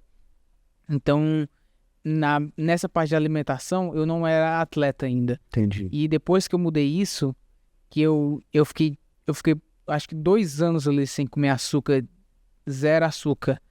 Foi a época que meu corpo, assim, transformou totalmente, assim. Eu comecei a ficar mais forte, mais energia, segui uma dieta ali, minha cabeça comecei a pensar melhor. E aí foi aonde eu comecei a chamar a atenção realmente no evento. Foi depois dessa época que eu comecei a nocautear a galera ali no primeiro round. Comecei a nocautear todo mundo e aí foi quando eu comecei a chamar a atenção. Que massa, velho. Teve alguém que te deu esse toque do açúcar aí ou foi você mesmo que ficou? Foi eu mesmo. Eu gosto bastante, assim, de pesquisar sobre essas coisas. E aí eu não estava interessado em parar de comer açúcar, mas eu estava interessado nos benefícios de parar de comer açúcar. Massa, velho. Eu parei por agora também, tô vendo aí. Fabrício, olha só, velho. Eu pedi a algumas pessoas, mas foi de última hora que nós acabamos marcando de última hora, assim. Eu pedi a algumas pessoas que eu conheci, que eu sei que te admiram ou te conhecem, para enviar um vídeo comentando alguma coisa, te fazendo uma pergunta ou mensagem, sabe? Infelizmente eu não consegui falar com todo mundo que eu queria a tempo, mas tem 2 vídeos aqui que eu quero te mostrar. O Felipe, eu até liguei para ele hoje pedindo ele para fazer o vídeo também, só que o Felipe já falou, eu vou na sua casa aí daqui a pouco, então que ele sempre vem aqui e tal. Eu falei, então maravilha, você faz sua pergunta ao vivo. E eu vou te mostrar o primeiro vídeo, que é do Fabrício Gaia, cara, que é um cara que eu sei que gosta de você pra caramba. Tive a oportunidade de conversar com o Gaia algumas vezes, ele sempre, falando muito bem assim e tal. E eu falei, Gaia, o Fabrício vai vir em casa amanhã aí, manda uma mensagem pra ele e tal. E ele gravou, ele tá lá em Bali. Fala, Fabrício Andrade, nosso querido campeão. Rapaz, tem uma curiosidade aqui, que quando se fala em lugar inicial, muito lento de exercitar somente os músculos, exercitar somente o corpo, mas esquece que também exercitar a mente e o intelecto é importante. Sabendo que você é um cara que viajou, a luta fez você viajar bastante, conhecer novas culturas, você abriu bastante a sua mente, você gosta de ler, que eu sei. Então fica uma pergunta de um fã aqui. O que o campeão Fabrício Andrade está lendo no momento e qual um livro que o campeão deu uma sugestão do campeão aí para um bom livro, para uma boa leitura para todos. Sim. Grande abraço. E aí, cara? Cara, o Gaia, eu conheço, né? Eu pedi ele também, eu vou chegar nele já já. Então, eu tava lendo esse livro, na verdade eu já li ele algumas vezes, que é o Poder do Agora. Eu tava lendo ele agora, nessa viagem. Quando eu viajo, eu gosto de ler no avião. Só que eu esqueci o livro dentro do avião, cara. Sério? Sério, mas eu já li ele 2 vezes, essa é a terceira vez que eu tava lendo ele. Esse livro é muito bom, assim, porque é um livro que você aprende algumas coisas ali sobre tá no momento, né? Esquecer do passado e do futuro. Você aprende a praticar ali, só que você esquece. Tipo, você lê agora, você fica bem você tá com sua memória bem fresh ali. Passa alguns tempos, assim, 1 mês, 2 meses, você esquece. Então ele é um livro que eu planejava ler ele sempre, só que eu perdi, agora eu vou ter que comprar outro. Mas esse é um livro bem legal. Mas se eu fosse recomendar um, não só para todo mundo, né? Esse seria um bom para recomendar, mas eu gosto de recomendar o do Alquimista, do Paulo Coelho. Paulo Coelho. Porque é um livro pequeno, né? É um livro pequeno, ele é bem fácil de ler. Então eu acho que ele é um livro que todo mundo vai ler e vai gostar. Mas esse também do Poder do Agora, eu acho que, se você gosta de ler, é bastante interessante. Massa, velho. Ó, eu pedi também, igual eu te falei, eu não consegui ter o retorno de todo mundo a tempo, né? E tudo, mas o Nick também mandou uma mensagem. O Nick não é o jornalista que cobre o One Championship, tá sempre lá e tudo. Eu tive a oportunidade de conhecê-lo e estar com ele algumas vezes. Recentemente eu fiz a tradução da entrevista dele com o Lineker. Falamos de você lá e tudo mais. Enfim, o Nick tá aí mandando um alô também. Yo, what's up, guys? Nick Action here. Got a question for the Wonder Boy, Fabrizio Andrade. Of course, helping out my brother on the Nova Bill podcast. Gaudia, thanks for translating with me last week. This with John Lineker. My question for Fabrizio is, when we're going to see you and John Lineker for a third time, is that the next fight, the trilogy title fight? John Lineker says he wants to fight you again after his second knockout in Muay Thai. Do you think he's done enough, Fabrizio, to earn that rematch with you? Or not, who is next when you finally defend that bantamweight MMA belt in one championship? Hope you're good, bro. Speak to you soon. Nossa, eu gosto dele pra caramba, cara legal, velho. Maneira. Mas a gente vai responder em inglês ou em português? Cara, responde em português primeiro, e aí se você quiser responder direto pra ele em inglês também, vamos traduzir pra galera então o que ele perguntou e tal. Já aproveita e fala aí e manda a resposta. Tu vai traduzir? Não, você vai lá. Você quer que eu traduza? Tu traduz. Então vamos lá. Ele primeiro falou que é massa, tá falando com você de novo, mandando um alô, né? E quer saber quando é que você vai lutar ali. Se você vai lutar com o Lineker, apesar o Lineker tá lutando muito Muay Thai agora, né? Fez 2 lutas e tudo. Mas se vai ter a trilogia de novo aí, porque o Lineker pediu essa oportunidade, né? Para fazer a trilogia com você e pro título de novo. Se você acha que ele já fez suficiente no Muay Thai e tal, e vai fazer essa trilogia com ele, ou quem você espera lutar no próximo e tudo mais? Foi essa, né, a pergunta? Foi.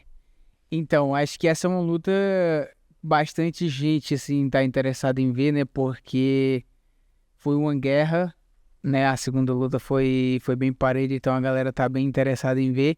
Mas eu acredito que agora a gente vai ser o coreano ali. Eu acho que o coreano tá mais... a gente não... ele não lutou com o Lineker, né? E ele também vem de boas vitórias.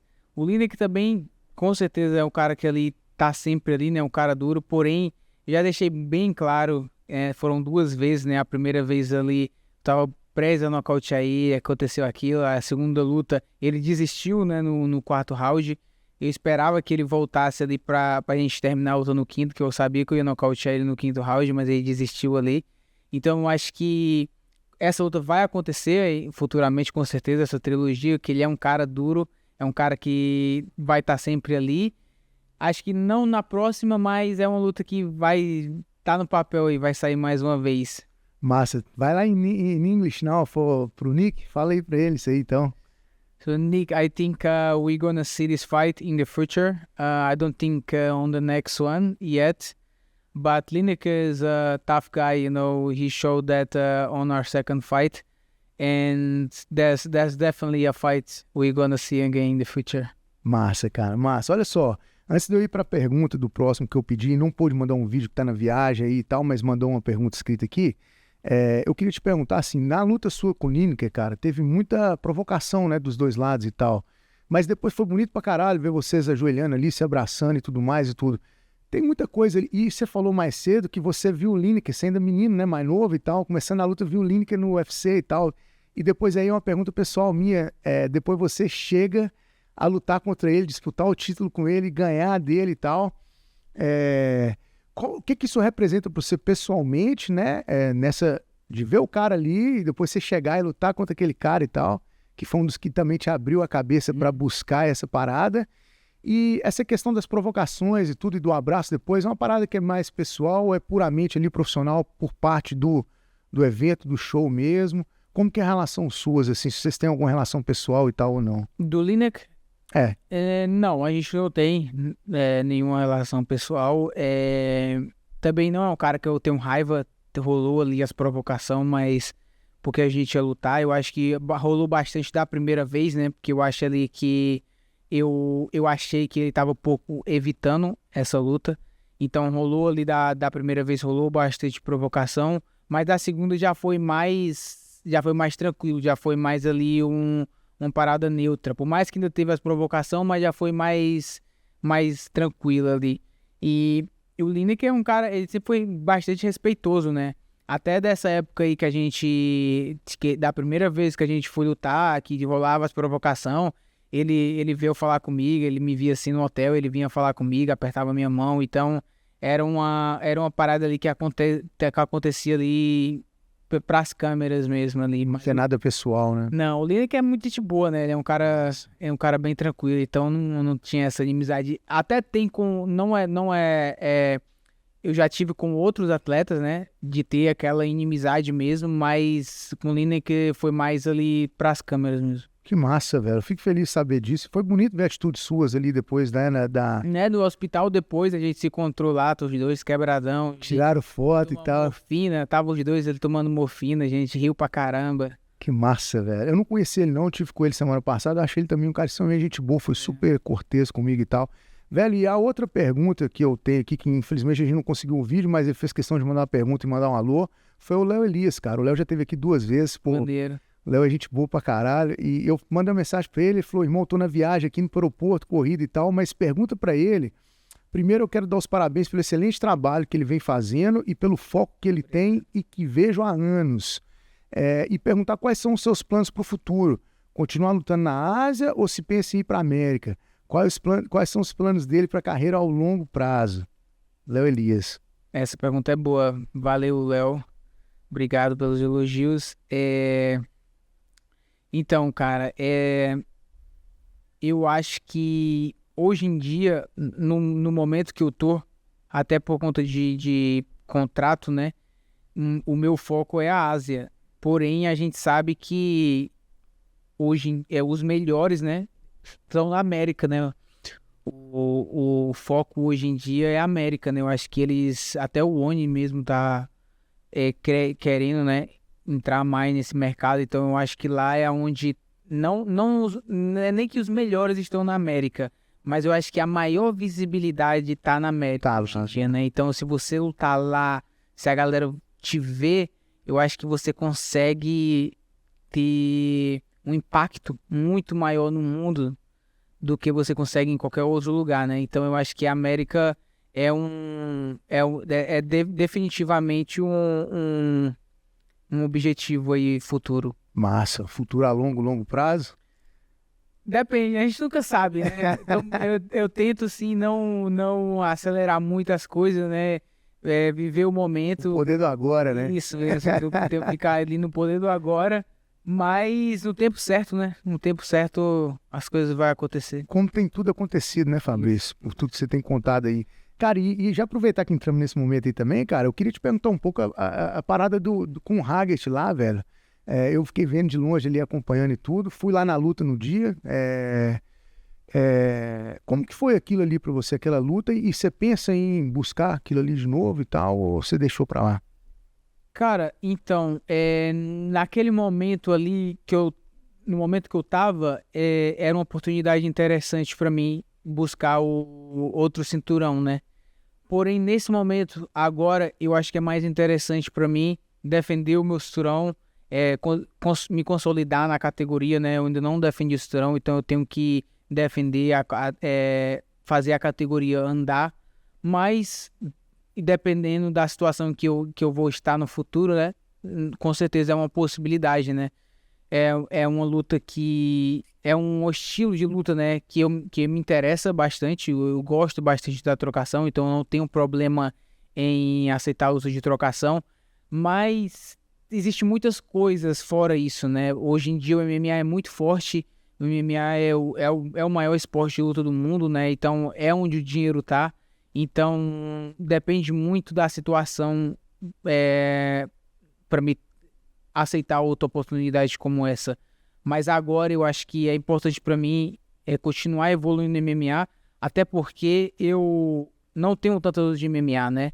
Então, eu acho que eu e algumas pessoas esquecem bastante disso, né? Que eu não tenho tanta luta de MMA. Meu recorde é 9-2, né? Tem um non contest aí, então são 12 lutas de MMA.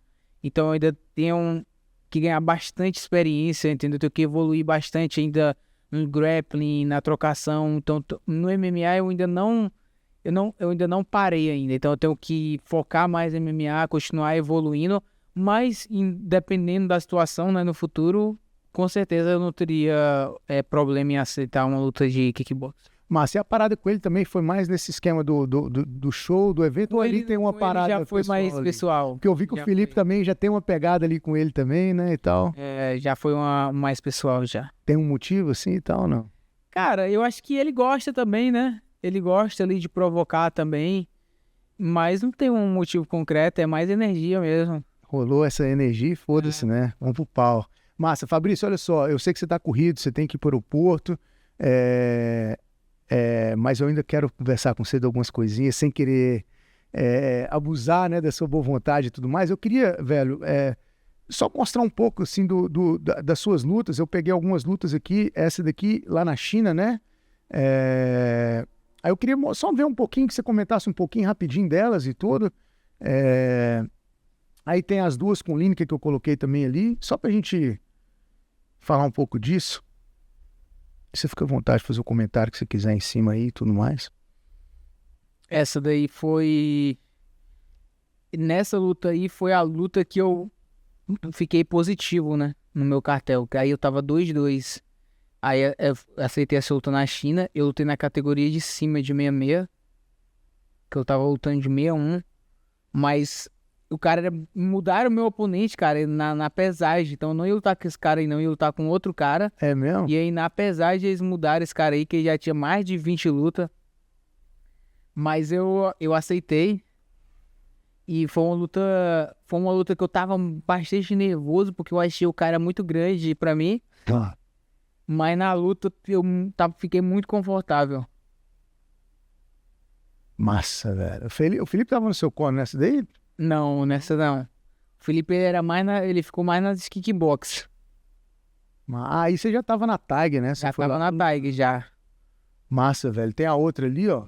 Aí também já tava na tag. Essa foi a minha última luta de kickbox antes do Highlight. Aí depois dessa luta aí foi quando eu foquei no MMA. Então até aí não tinha um ano na história, não tinha nada disso, né, cara? A não ser o querer aí, que você já tava tentando ir pra lá e tal. Aí era a grana também, né? Na época eu lutar na China aí como eu falei, eles pagavam em dólar. Eu já tava ganhando 3 mil dólares pra lá aí, então já era uma grana boa, principalmente pra Tailândia, né? Cara, e você, à medida que foi aumentando sua bolsa, suas coisas, sua parada foi sempre essa questão de segurar, guardar, cuidar e tal, ou você chegou a perder um pouco disso em algum momento da sua vida, assim, de gastar mais e deixar? Cara, então, essa é uma pergunta bem interessante, na verdade, porque eu teve uma época... Try striking, but Foi mal. Teve uma época que foi justamente antes dessa luta com o Haggerty, depois que eu ganhei o cinturão. Essa foi uma época que foi bem difícil pra mim, assim, porque eu esperava ali, eu tinha um sentimento assim dentro de mim, que quando eu ganhasse o cinturão, eu meio que me tornaria outra pessoa.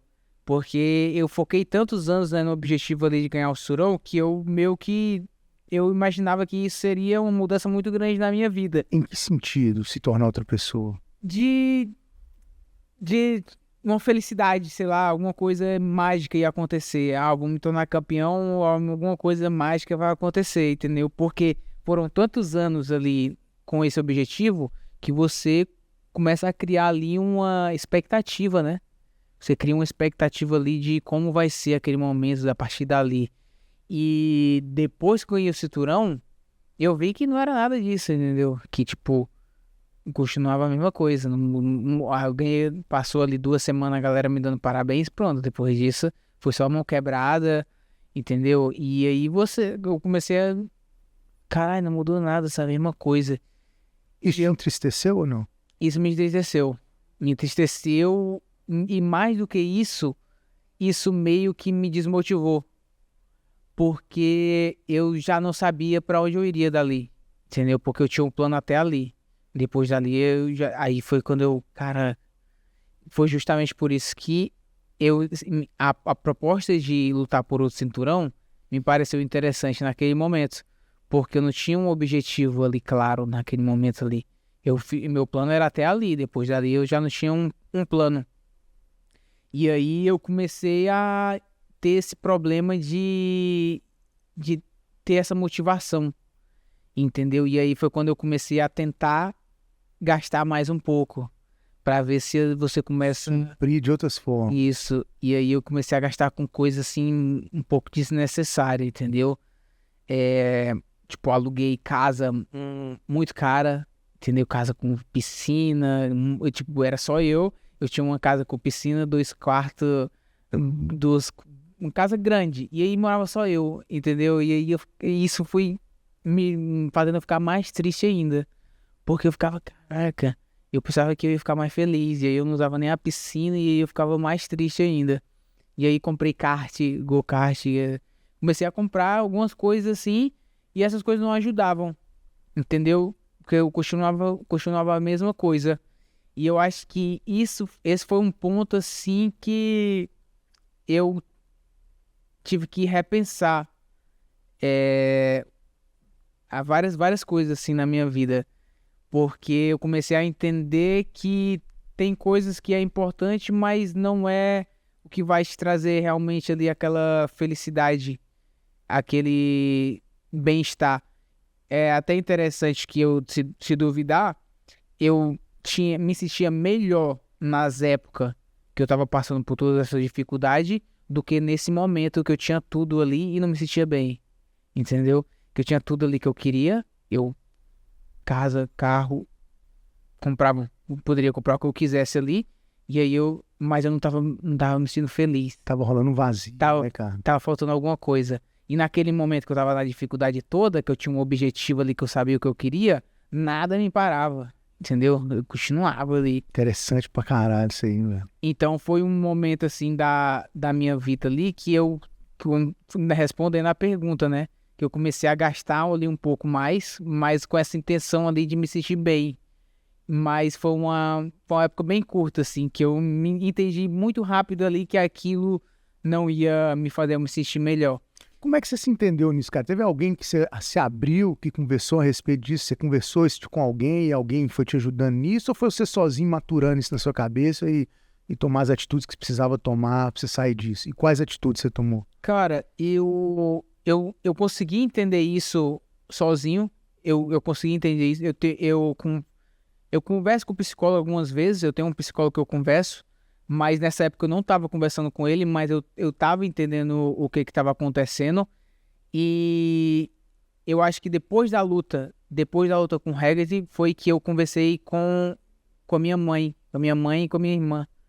E eu eu fui pro Brasil, né? Ficar um tempo no Brasil. Vira um pouquinho pra você, assim, agora. Aí. Então foi nessa época que, depois da luta, eu voltei pro Brasil. E aí que eu comecei a conversar. Mas eu já entendia que era isso que estava acontecendo. Eu já entendia que estava faltando uma coisa ali para mim, que não era dinheiro, não era cinturão, não era essas coisas, entendeu? O que estava faltando para mim era a minha vida pessoal. Porque eu passei muitos anos viajando sem família, sem ver minha família, sem ter amigos, viajando bastante com a intenção de virar campeão, que eu pensava que quando eu virasse campeão ia suprir todas as outras necessidades que eu tinha, que era a minha vida pessoal que eu não tinha, entendeu? Então aí eu entendi isso, que eu precisava era o quê? Era estar perto da minha família.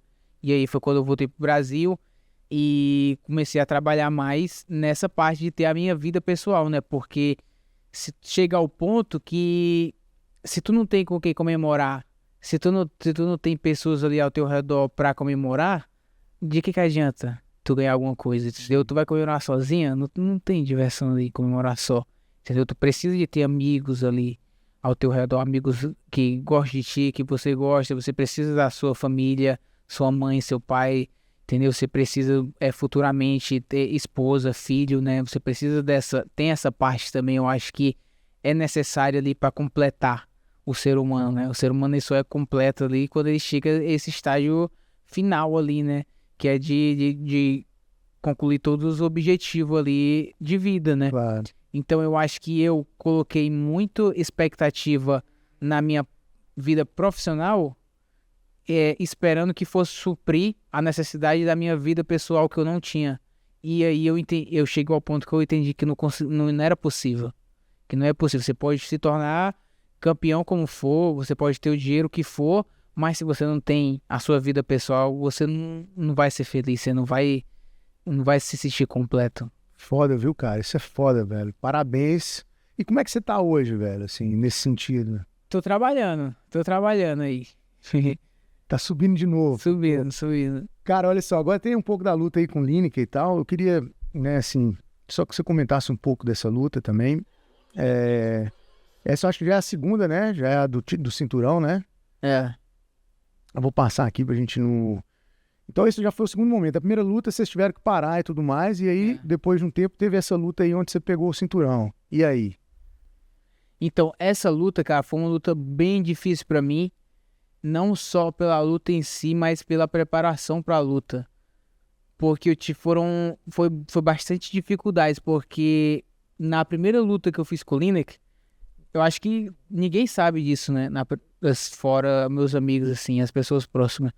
Mas na primeira luta que eu fiz com ele, quando ele tentou me derrubar no começo da luta, eu caí com meu joelho pra dentro e eu tive rompimento parcial do ligamento do joelho. Do cruzado ou do lateral? Qual lateral? Cara, eu não lembro agora qual foi o ligamento, mas foi o de dentro aqui. Colateral medial.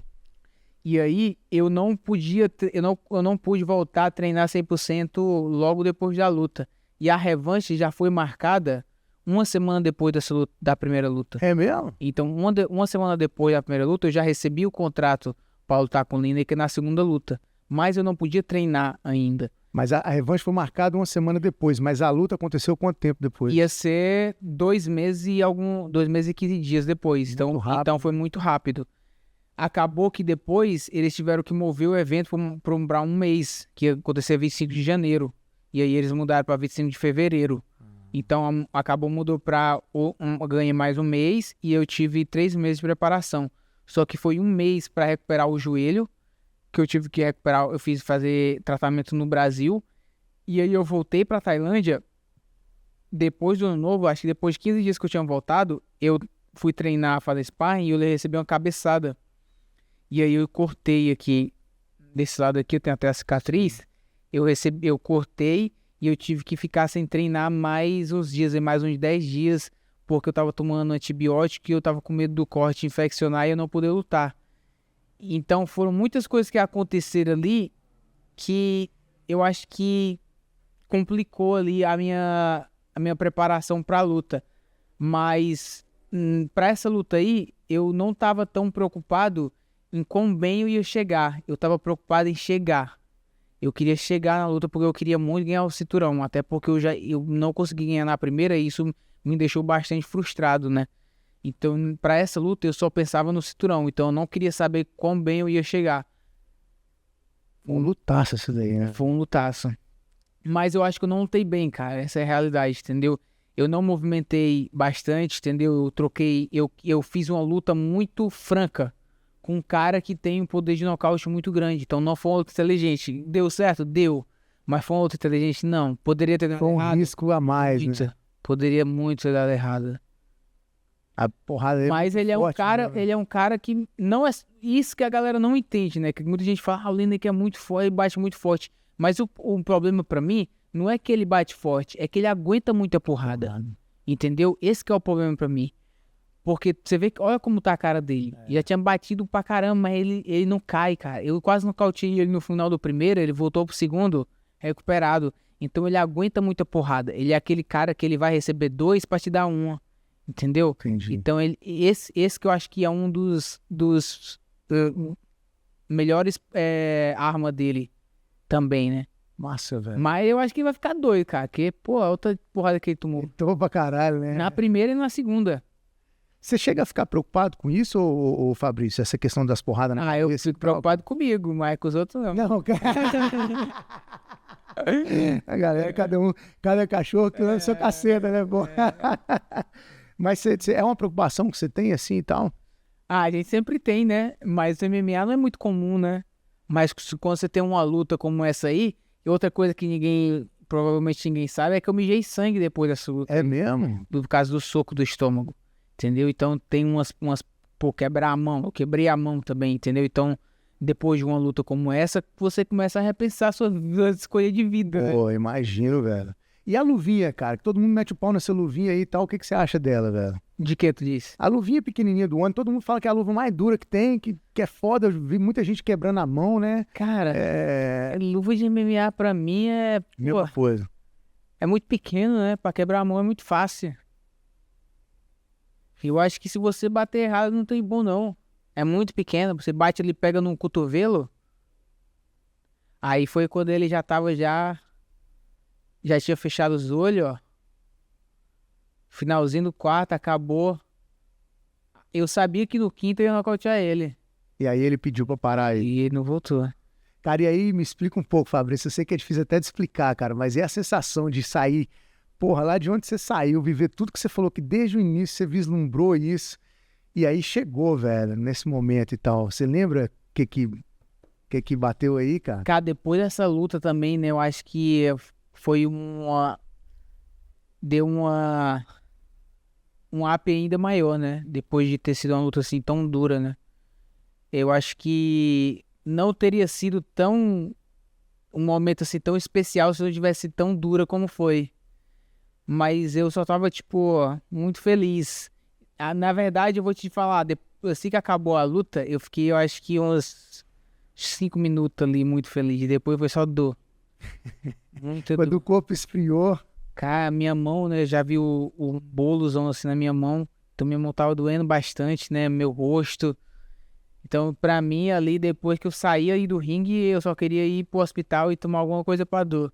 caralho, velho, é foda, né? Fabrício, então vamos lá, cara. Agora sim, a gente vai caminhando pro. Eu deixei seu Instagram aqui também pra mostrar pra galera ali. Pra quem ainda, né, não tá seguindo, não conhece, que possa acompanhar um pouco do seu dia ali, do seu dia a dia, seu trabalho. E pra quem conhece, acompanhar mais ainda, né, velho? Eu tô sempre lá vendo as coisas que você tá postando e a galera. Você recebe muita mensagem da galera aí, de fã, e eu vi igual nós chegamos aqui em casa, aqui no prédio tem muito lutador, né, velho? E o cara te reconheceu na hora ali e tal, ficou felizão que te viu de pertinho e tal. Você recebe isso muito assim, na internet e no dia a dia, na rua aí? Como é que é esse approach da galera com você, velho? Cara, aqui na Tailândia, sim. Principalmente, eu acho que a Tailândia é o lugar que mais gente assim me conhece. É massa receber essa energia da galera aí e tal? Muito massa. Sempre a galera com respeito e tal, como é que é? Eu acho que o ONI é muito grande aqui, né? Muito grande. Então, acho que uma galera vê você ali realmente como um star ali aqui na Tailândia. Que massa, velho.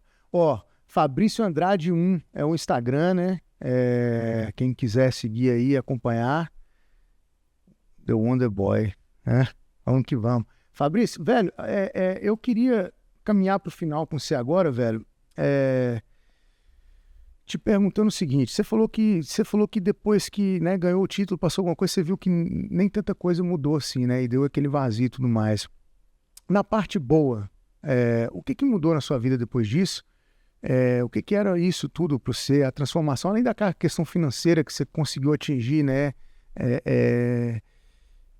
O que você já almejava, o seu sonho do título, essa ascensão financeira, a oportunidade de poder, né, dar uma casa para sua mãe, para o seu pai, de transformar a sua vida, sua família e tal. O que mais de bom que mudou na sua vida, assim? Eu acho que até as partes, assim, difíceis, né, vêm, assim, com objetivo, né? Essa parte que agora que eu tive que me readaptar, né, fazer...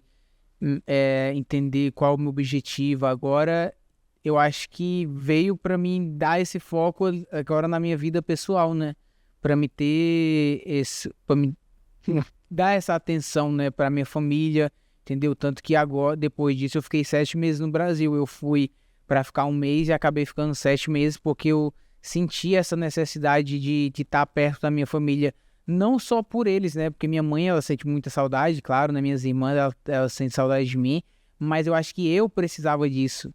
Eu comecei a entender essa parte, né? Porque eu sempre ia assim no Brasil, ficava 1 mês, ficava 3 semanas, porque eu achava que era, vou ali ver minha família, ficava ali esse tempo, tava legal, vi todo mundo me viu e minha mãe, ela sempre, é muito pouco tempo, eu queria ficar mais, e eu achava que era uma necessidade da minha família. E aí eu comecei a entender que era uma necessidade minha, na verdade. Eu precisava de passar esse tempo com eles, entendeu? Eu precisava de me sentir uma pessoa normal ali, que eu não era só o Fabrício lutador, que eu tinha uma vida fora da luta, entendeu? Então eu acho que, pra mim, eu tive que começar a entender essa parte, né? Porque se você só trabalha, se você só tem estresse, se você só pensa ali no trabalho, tem uma hora ali que você começa a ter aquele estresse crônico, né? Sim. Você nunca relaxa. E isso foi o que aconteceu comigo. Eu não conseguia mais relaxar. Eu estava estressado constantemente. Até quando eu saía de férias para algum lugar, eu estava constantemente estressado. O que eu vou fazer agora? O que eu tenho que fazer depois? O que vai acontecer? Então eu estava totalmente assim, tentando controlar tudo ao meu redor, entendeu? Então cheguei nesse ponto de ter o estresse crônico. E aí passar esse tempo com a minha família foi o momento ali que eu comecei a relaxar, entendeu? Eu comecei a viver uma vida assim, comum. Eu não precisava estar nessa atividade constante. Até você ver as pessoas tendo uma vida normal. De eu ver minha mãe indo trabalhar, de eu ver minha irmã indo trabalhar. Só de ver isso, de ver as pessoas vivendo ali normalmente, já foi importante pra mim. De entender que eu não sou só o Fabrício lutador. Sim. Entendeu? De eu entender que eu sou o Fabrício que eu sou o Fabrício lutador é minha profissão, mas eu continuo sendo eu. O Fabrício irmão, o Fabrício filho, né? Independente se eu ganhar, se eu perder, se eu não quiser mais lutar, se eu quiser lutar até 40 anos, depois disso, eu tenho minha vida, minha vida continua. E eu acho que esse é um problema que muitos, principalmente a galera do esporte, sofre com isso, né? Tanto que você vê muita gente se aposentando e voltando, porque a gente se dá tanto pra luta, você passa tanto tempo ali focado nos seus objetivos no trabalho, e por ser um trabalho que é considerado fácil, né? Por você trabalhar ali com esporte, muita gente acha que é fácil, você meio que trabalha 24 horas por dia. Sim. Você não tem mais descanso, entendeu? Porque o seu trabalho virou ali uma coisa tão natural, por ser um esporte, que você está constantemente trabalhando, constantemente tendo estresse. Então você esquece que você tem uma vida fora da luta, entendeu? A pessoa esquece quem você é fora da luta, então você só vira o Fabrício lutador. Não existe mais o Fabrício, é só o Fabrício lutador. Só que tem uma hora que você não vai lutar para sempre, né? A conta chega, né? Tem uma hora que você tem que ter uma vida fora disso. E eu acho que esse foi um ponto que me atingiu forte, foi no momento ali que eu tinha tudo que eu achava que eu precisava, mas dentro de mim não era aquilo que eu precisava. Então eu acho que isso aconteceu justamente por isso, por eu não ter uma vida pessoal ali. Então acho que aconteceu no momento que tinha que acontecer para me fazer as mudanças que eu tinha que fazer, e hoje eu já tenho uma visão totalmente diferente que eu tinha de 7 meses atrás. Pô, que massa, velho. Isso mostra um amadurecimento muito grande, né? Assim, uma mudança pessoal interna assim mesmo, né, velho? Bom, você falou que já tá subindo de novo, né? Tá recuperando essa parte toda, tá mais maduro, a gente vê pelo discurso, né, que mostra essa diferença e tudo mais. Eu só tenho te desejar todo o sucesso do mundo, cara. É um prazer mesmo ter te conhecido hoje, conhecido sua história, ver o cara bacana que todo mundo falava comigo que você era e tal, e você chegar aqui, pô, simples pra caramba, bacana mesmo. Obrigado aí por ter vindo aqui no programa, ter aceitado o convite.